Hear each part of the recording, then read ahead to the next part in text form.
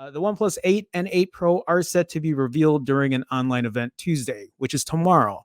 Are any of you guys hyped for this? Are any of you guys like, have you been saving your money to get a OnePlus 8? It does have a couple of things I'm looking forward to, but I'm also really weary about the price, especially today. Not everybody has money today. Um, Again, especially with everything that's going on. But let's kind of go into it here. OnePlus's new 5G enabled flagship phones, the OnePlus 8 and 8 Pro, are set to be announced during an online event on Tuesday, again, tomorrow. But we may be getting an early look at the 8 Pro.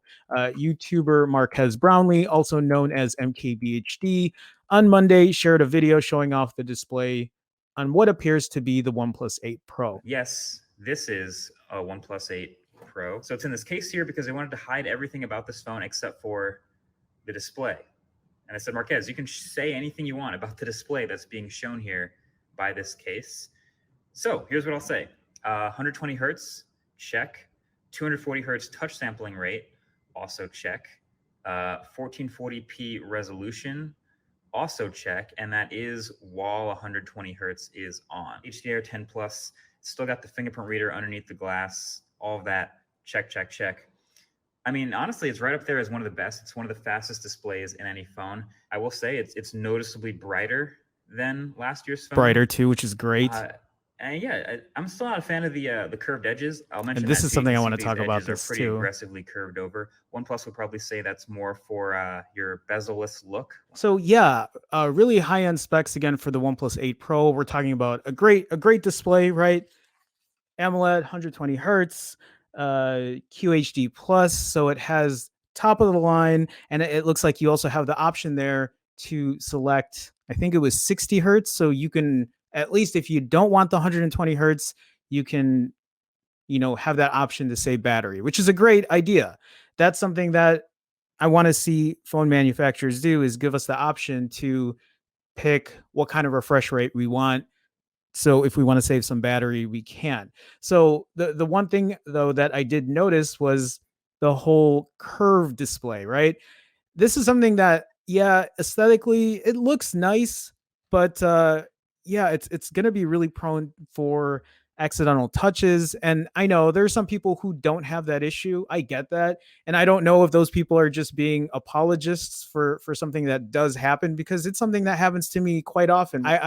I just, it wasn't my favorite. I'd rather not have a phone with that.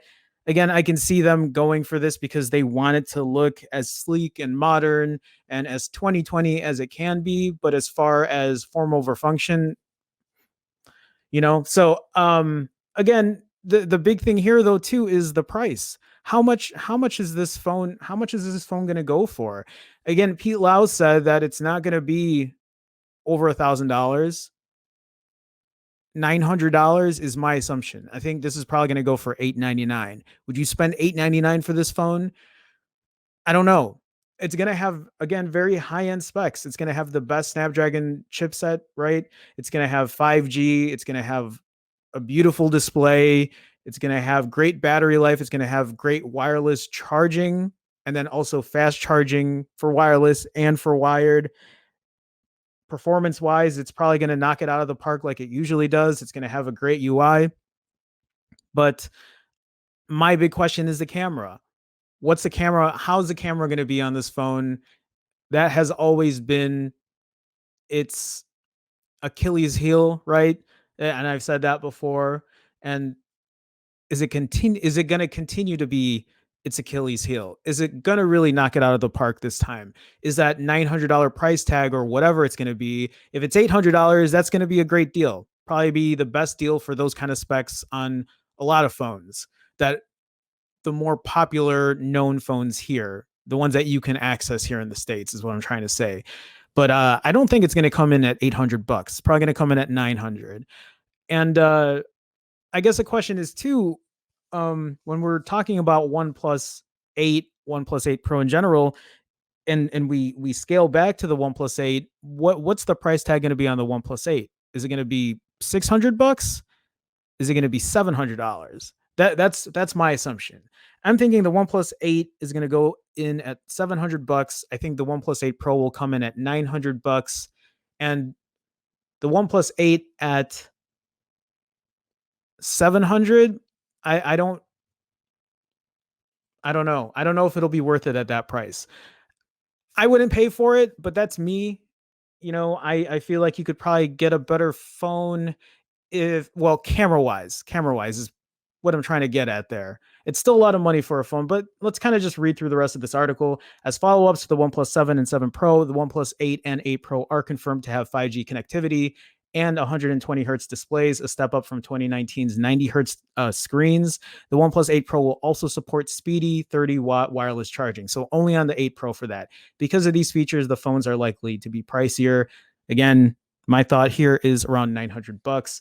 In the nearly 2-minute video, Brownlee says the phone's in a case to hide everything except its display. He shows a 120 hertz display with 1440p resolution, QHD. This is QHD plus. Turned on in the phone's advanced settings menu, like previous OnePlus phones. Brownlee says the 8 Pro has an AMOLED display with an in-screen fingerprint reader.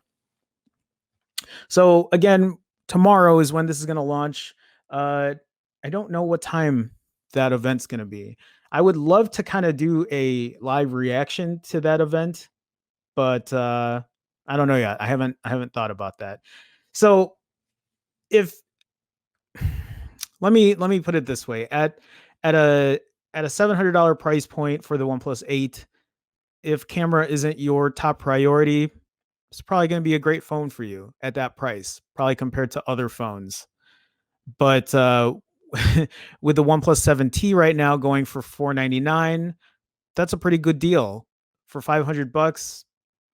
And if this is going to be $200 more, maybe that's the better deal. I mean, obviously it's a better deal price wise, but yeah, I don't know. Again, I know a lot of people are excited for it. I just don't know where I lie with it yet. I guess I have to wait for tomorrow. I guess for me, the biggest thing is the camera. And I know I'm going to sound like a broken record because I say it stream after stream after stream, but I am worried about its camera performance in low light indoors and in difficult lighting in general. Those are the things that have plagued the OnePlus lineup, almost all their phones. And I don't know if this is going to ring true for the OnePlus 8 or the OnePlus 8 Pro. I don't know. Hackney Man says, going back to the MKBHD video, was that the Google feed on the left home screen and not the shelf? Oh, do we need to look at that again? Let's look at that again. Let me take the sound off here. When did he do that? Was it earlier? Oh, what? Dude, that's a good catch. Did you see that? Wait, holy shit. Actually, Will's gonna enjoy that. Will probably miss that too. Look at that. He swiped to the shelf, or he swiped to the Google feed. What? That's a good catch, Hackney Man. That's awesome. That maybe it's an option now to keep that on, or to use that instead of the shelf. That's a great addition from OnePlus.